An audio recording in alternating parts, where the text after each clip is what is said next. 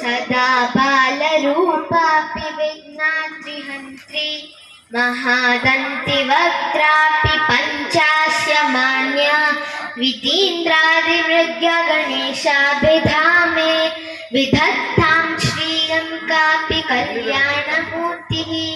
अथ नवमोऽध्यायः। राजविद्या राजगुह्ययोगः। श्रीभगवानुवाच इदं तु ते गुह्यतमं प्रवक्ष्याम्यनसूयवे। राजविद्या राजगुह्यं पवित्रमिदमुत्तमं प्रत्यक्षाङ्गगमं धन्यं सुसुखं कर्तुमव्ययम्।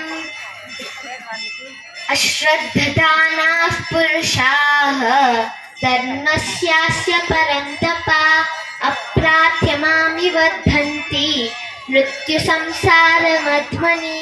मया ततमिदं सर्वं जगदव्यक्तमूर्त्तिना मत्स्थानि सर्वभूतानि न चाहं तेषु कर्मसु अनन्याश्चिन्तयन्तो मां ये जनाः पर्युपासते तेषां नित्याभियुक्तानां योगक्षेमं नहाम्यहम्।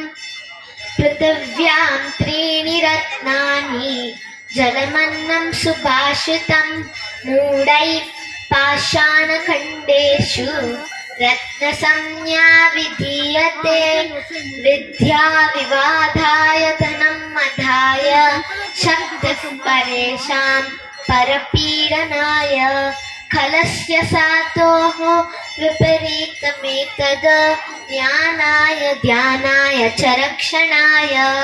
अष्टादश पुराणानां सारं व्यासेन कीर्तितं परोपकारपुण्याय पापाय परपीडनम्। एतद्देशप्रसूदस्य सकाशादग्रजन्मना स्वं चरित्रं शिक्षेरन् पृथिव्यां सर्वमानवाः। अयं निजः परो वेत्ति गणनालघुचेतसाम् उदारचरितानां वसुधैव कुटुम्बकम्। क्षणशः गणशश्चैव विद्यामर्तं च साधयेत्। कणेनस्ते कुतो विद्या शनेनस्ते कुतो धनम्। अमन्त्रमक्षरं नास्ति मूलमनौषधम्। अयोग्यः पुरुषो नास्ति योजकस्तत्र दुर्लभः।